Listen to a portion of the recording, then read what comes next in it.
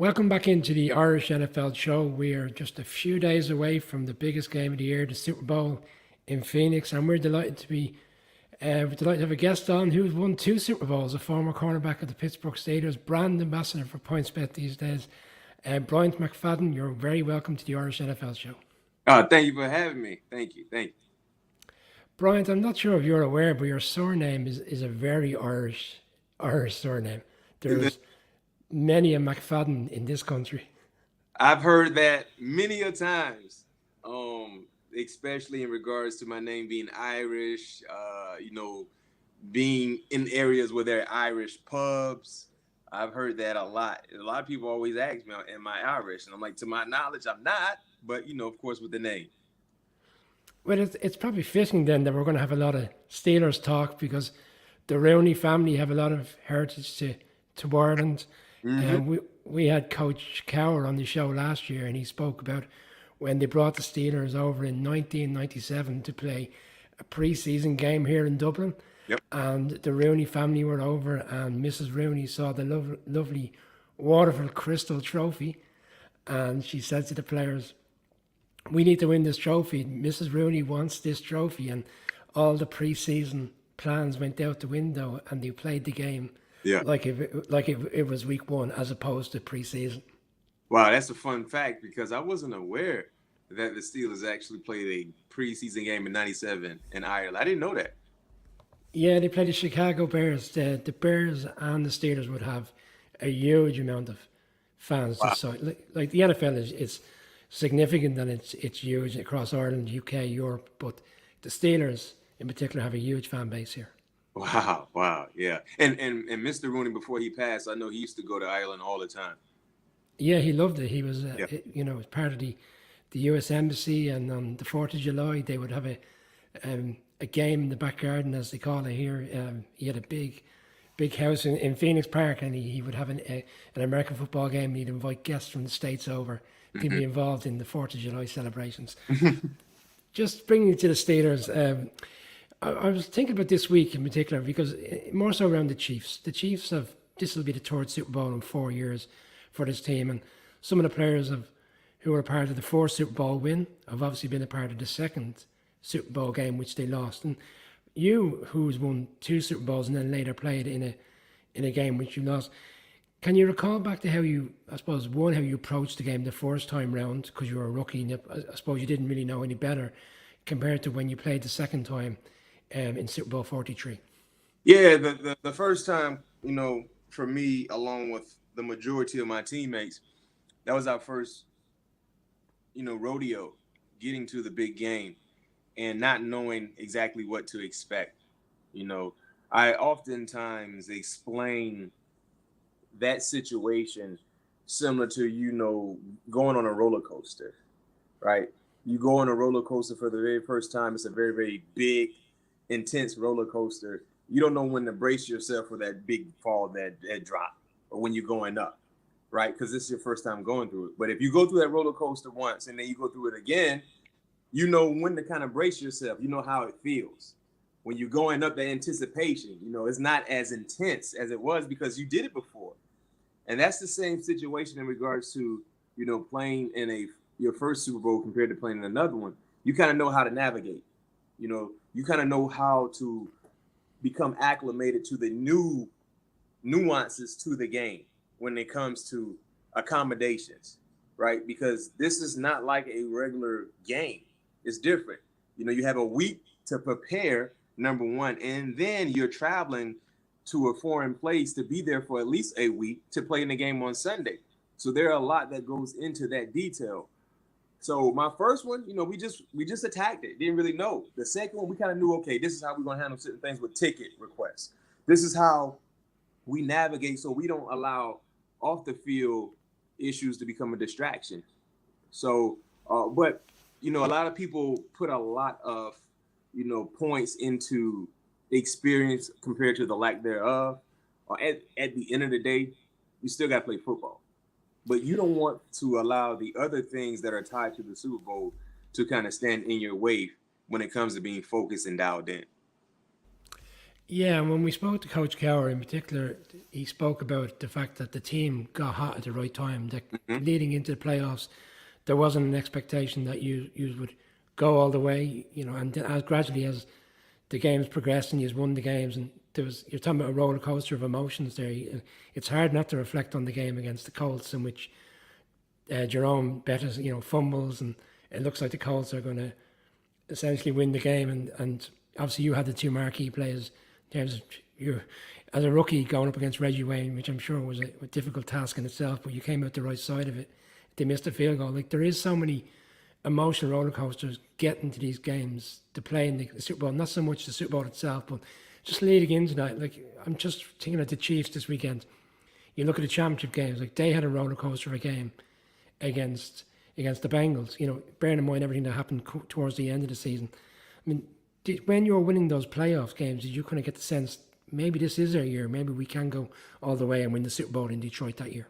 Yeah, for us, we were in playoff mode probably week 13 because we couldn't afford to lose any more ball games to even have a shot. So we were already in game 7, like situations. Like, our mind is like a game 7. We lose, we go home. So we had that vibe going into the regular season, like towards the end, like I said, maybe week 13, week 14. And then by the time we got to the playoffs, we were so comfortable playing in a sudden death type situation. It wasn't extra pressure for us. And also, like BC, like Coach Carr mentioned, as you alluded to, we got hot at the right time. Man, listen, we were so confident that not only would we get into the playoffs, we were confident we was going to cause a lot of noise, major noise in the playoffs. And that was basically self-belief within who we were as a ball club, individually speaking, and of course, as a team. And no one really believed in us. We use that as fuel. You know what I mean? We use that as extra motivation. And people talk about all, in regards to ball players, and do they look for things to motivate them a little more? Yes. Think about AFC Championship game, how much noise Cincinnati talked in regards to Kansas City, naming it Burrowhead and saying that Joe owned them and everything like that. And then, of course, when Kansas City won that ball game, you heard some of their players being vocal about everything they heard leading up to that ball game. You need the extra motivation. You know what I mean? And when you're a competitor, you welcome extra motivation because you're looking for a reason to really be pissed off even more. So for us, man, no one believed in us. We were the first 6 seed to ever make it to the Super Bowl. So, most 6 seeds that get into the playoffs, most people don't believe they have a shot because they barely got in. They're the 6th seed. Now, of course, it's the 7th seed. They added a spot. But for us, when we got in, we're like, man, nobody believed in us, so we have no pressure. Let's just go play football. And one of the bigger things that we did consistently was just we were always the most physical team on the field. I'm wondering what part, I suppose, the fairy tale storyline that came of that Super Bowl, the fact that the boss, Jerome Bettis, was going to play the Super Bowl in his hometown, and was that, albeit it was your first year, there would have been players that were there 2 or 3 years, was there extra motivation? A Super Bowl, you don't need any more motivation, but in that particular instance, bearing in mind the great career he had, and it looked like it eventually was his final game, how much kind of did that steer the team on to try and win the game for him in particular? That was huge because if you go back to the year before, when they lost in the AFC Championship game to the Patriots, and many people thought that Jerome would be done, the disappointment the guys were feeling because they didn't get a chance to get a guy like JB to a Super Bowl. And the thing about Jerome is that we all respected and loved him so much. And just because of the respect we had for him, we wanted to find a way to get him to a Super Bowl, and with that Super Bowl being in his hometown. And we knew he had a Hall of Fame-like career, but that Hall of Fame becomes a little easier when you have that Super Bowl ring. You know what I'm saying? So when I came in to the building as a rookie, I knew how well respected Jerome was, but just seeing it, I saw a whole nother side. So when everybody knew at that time that Super Bowl 40 would be in Detroit, and Jerome is from Detroit, man, what better way to send off a guy who we love and we respect by sending him off in his final game in his home city? You spoke about Coach Cowher so very well there, but obviously you went on to win the Super Bowl with Mike Tomlin. Just interested in the transition from Coach Cowher. Obviously when you were playing throughout the season, maybe there was a conversation that he could potentially retire and move on from coaching into the CBS booth. But obviously Mike Tomlin came in. he's still there. He's such a fantastic coach. I mean, this year it looked like they were written off, and they still found a way to be in the playoff hunt come week 17. Like, the transition, how different were they in terms of the coaching skill set? Well, the transition was a little different because we were so used to one style of coaching from BC, right? Mike Tomlin comes in. Remember, he's never been a head coach, so everything was new for him, just like it was new for us in accepting him as our head coach. So he was just trying to learn us, as time went. And I remember one thing about Mike Tomlin. He had that first year for him. He had the worst training camp schedule ever. We had like 20 straight days of 2-a-day practices. 20 straight days of practicing twice a day in training camp. So for us, we were still a pretty veteran-laden team with veteran presence. And we were like, man, we're a year away from winning the Super Bowl. What are we doing? And Bill Cowher used to really do a good job in taking care of our bodies in training camp. Mike Tomlin came in, man, dropping the gavel, man. Like, no, this is what we're going to do. And we're like, man, listen, man, you're going to wear us down before the season started. But for him, he was trying to learn the mentality of the guys. Granted, we had a bunch of veterans, but he just was trying to figure out who's going to fight, who's going to complain, and not try to fight. We made it to the playoffs that year. But by the time we played in the playoffs against Jacksonville, man, we were pretty much on E anyway. Our gas tank was literally on E because that season was a very, very grueling season. It was hard on our bodies. I wonder, is Mike Tomlin trying to play a trick to see who's got the heart in it? I often think back to, I'm a Giants fan, and I remember when Michael Strahan didn't show up for any of the training camp in the year in which the Giants won the Super Bowl. And when he did show up and Tom Coughlin fined him, he says to him, I don't care about you not being here as long as your heart is in it for the season. Mm-hmm. Yeah. Reflecting on the second Super Bowl, you said about roller coaster emotions. I mean, you've got the James Harrison return touchdown just prior to halftime, and it looks like Kurt Warner's going to bring the Cardinals in. You've got this Antonio Holmes touchdown with 35 seconds to go. You've got a great player and a great ambassador for the league, and Larry Fitzgerald scoring a touchdown, which essentially looks like he's won the game. I suppose that one was probably more exciting than the 21-10 victory against the Seahawks. It was more exciting. It was more nerve-wracking as well also because, it was a little bit of back and forth, as you just mentioned, in regards to that ball game. But that was probably one of the more exciting Super Bowls that's ever occurred in the National Football League. I think, if it's not number one, it clearly is top 3, top 4, top 5 for sure because of some of the game-changing plays that occurred that needed to happen in that ball game, especially for us. And that second Super Bowl, man, we walked into that ball game knowing and believing we were the best team. We were 13-3. We finished second best in the AFC. Technically, we could have had the first seed, but things happened against Tennessee that didn't fall our way. They got the first seed. We ended up beating Baltimore 3 times in that year. We beat them 2 times in the regular season and in the playoffs, which was huge, the AFC Championship game. What better way to get a chance to go to the Super Bowl than beating your arch rival, right, in their season? And defensively, we were a unit, man. We became the first team, and I think we're still the only defense in the National Football League ever in the existence of the league to hold 13 straight teams to under 300 yards total offense. We achieved something that's never been done before. I don't think it's been done since. Defensively had the most difficult schedule, the strength of schedule. We had the toughest strength of schedule out of everyone, and we took care of our business. And I think that defense don't get talked about enough.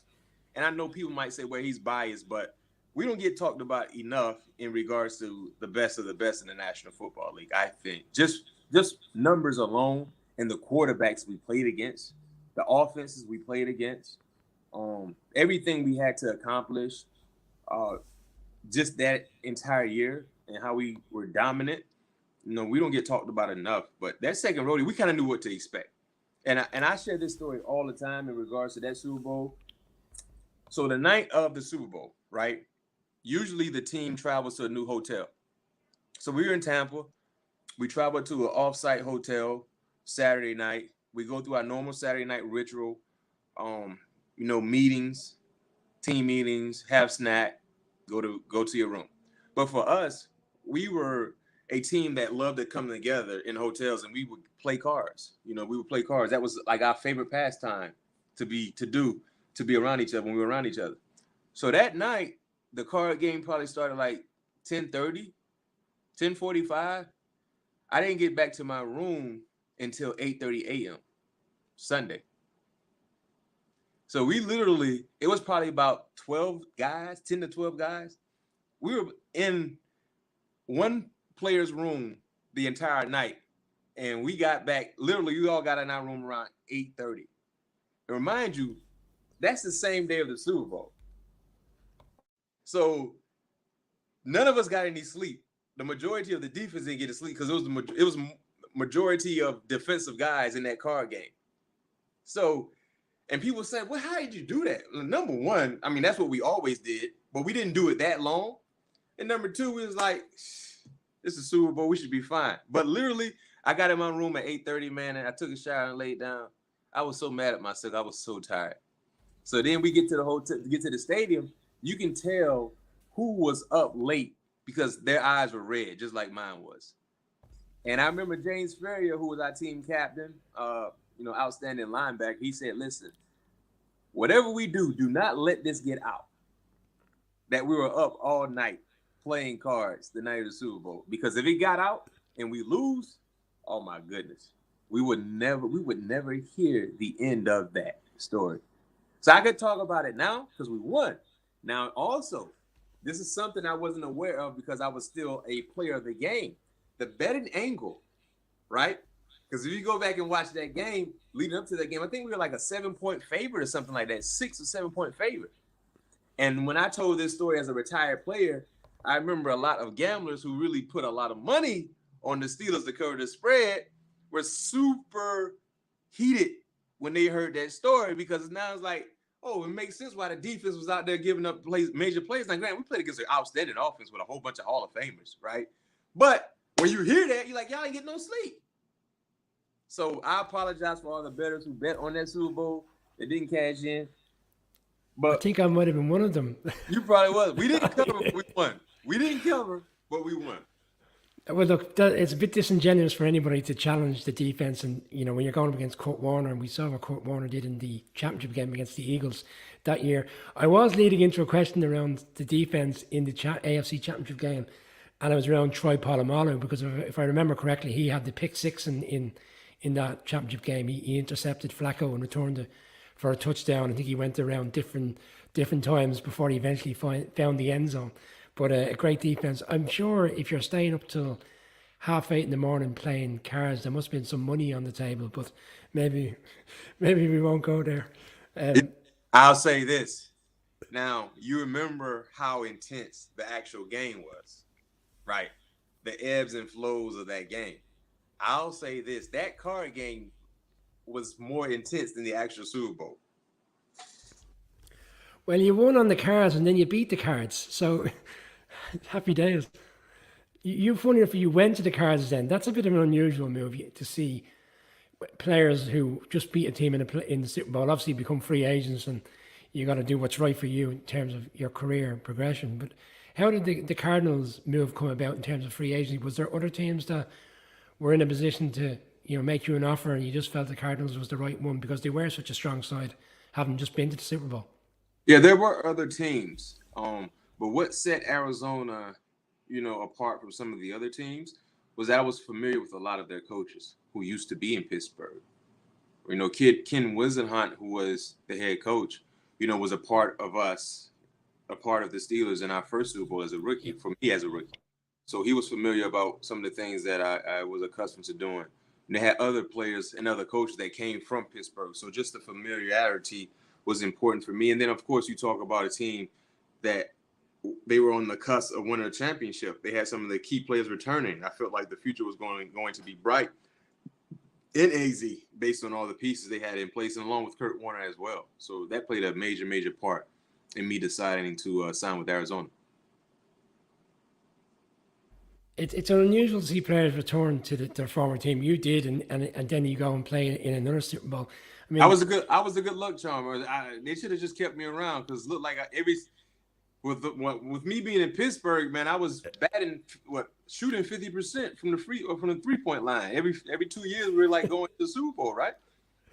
did you ever believe that when you reflect on that Super Bowl that Aaron Rodgers would never have won another Super Bowl since? Man, first of all, that Super Bowl. That one got away from you. Listen. What's harder, to win the Super Bowl or to lose it? What's the hardest thing? To lose the Super Bowl is the hardest thing. That's something that you don't want to experience. If I had the choice of going to a Super Bowl game knowing I would lose, I would not want to go. And I know people say, well, you have two. But I remember the loss more than I remember the win. It's a bit like when teams lose the championship games, the NFC, AFC.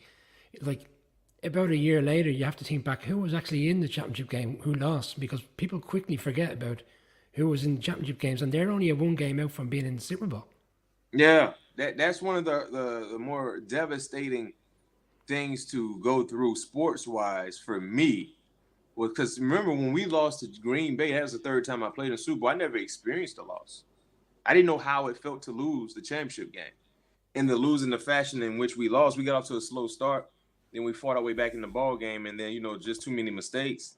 It still hurts to this day. Because I'm like, I feel like I should have had 3 Super Bowl rings. Like one is good, 2 is good, but 3. Now you're in a whole different stratosphere. You know what I'm saying? You like you by yourself right now. A lot 3, but yeah, that's something I don't want to experience. Some people might think you're being greedy, Bryant. And I could understand that, but when you get to that moment, all you want to do is win. Do you think there's a part of just turning our attentions to this weekend and the big game on Sunday, and like we touched on earlier in the interview on the fact that the Steelers got hot at the right time in Super Bowl 40. The Giants got hot at the right time in 08. We've seen other teams just coming around. The Bucks even a couple of years ago. I mean, they were struggling up to their bye week early December, and they came in a run and won the Super Bowl. This weekend we've got the 2 number 1 seeds. They are arguably the best 2 teams throughout the course of the season. And you touched on the fact that you've lost the Super Bowl. Like the Eagles, whilst they were there the last time in 4 or 5 years ago, a lot of things have changed for them. Okay, the GM is still there, and he's reconstructed a team to bring them to the Super Bowl. But a lot of players, there's been a huge turnover. Where with the Chiefs, there's still quite a few players that have won it, lost it.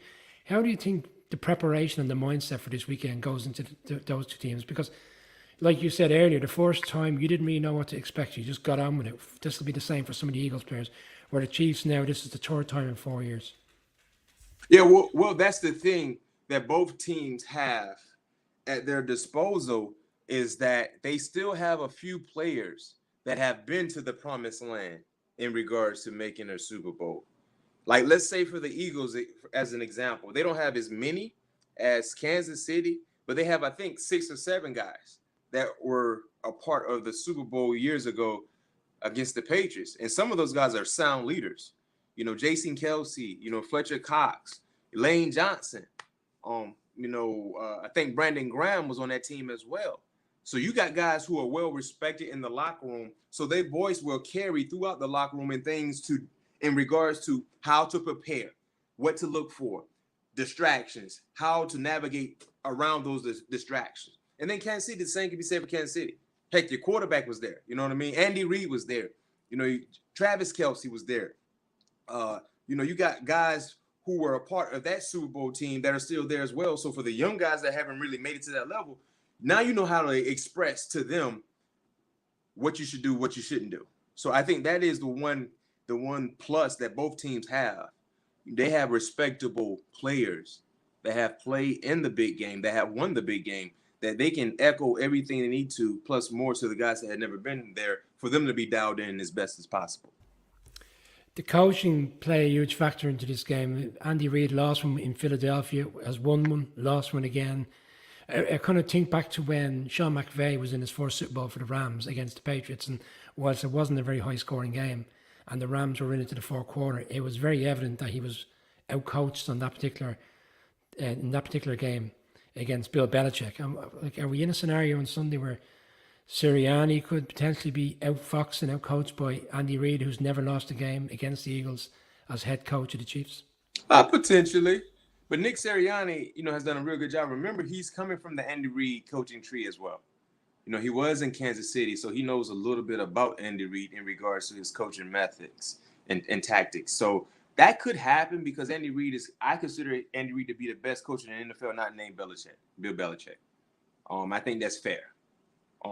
But in all, the one thing that Nick Sirianni has going for him, he has the most talented team in this ballgame. He might not have the most experience as a coach, but he has the most talent. And that's a big time plus. But at some point in time, it will be critical for him to exercise his coaching instincts and being able to keep his team in the best position to win. But, 9 times out of 10, the opposing coach that's coaching against Andy Reid is going to be the least experienced coach and probably would be second fiddle to Andy Reid in regards to the pecking order because Andy Reid is that type of guy. Yeah, I think ultimately maybe it'll come down to what strategic plans Spagnuolo puts in place for Jalen Hurts as opposed to what they do for Patrick Mahomes. I'm not going to ask you for a pick. I'll leave that for later in the week when you'll be doing your own show on Radio Row. But just want to talk about the great CBS work you're doing at the moment and what's ahead for you this week in Arizona. Oh, man, it's a lot. It's a lot, as it will be for all of us that are partaking in this game from the media angle. But, yeah, CBS Sports HQ is what I will be doing weekly. CBS Sports Spotlight, that will be aired on CBS Sports Network on, television, along with doing some other Radio Row obligations, a bunch of interviews. I'm excited. This is like Christmas for all of us, you know what I mean? And then doing some stuff in regards to picks for the games and stuff like that. So I'm excited. We're just getting started. It's going to be a fun week, a fun ride, and I can't wait for Sunday. Bryan, you've been very gracious with your time. I really appreciate it. I will be at Radio Row later this week along with my colleague Colin. I hope we get to bump into each other face to face and have a chat. But look, appreciate you coming on. Appreciate the support of PointsBet, who support the Irish NFL show throughout the course of the season, and you who do great work there for CBS.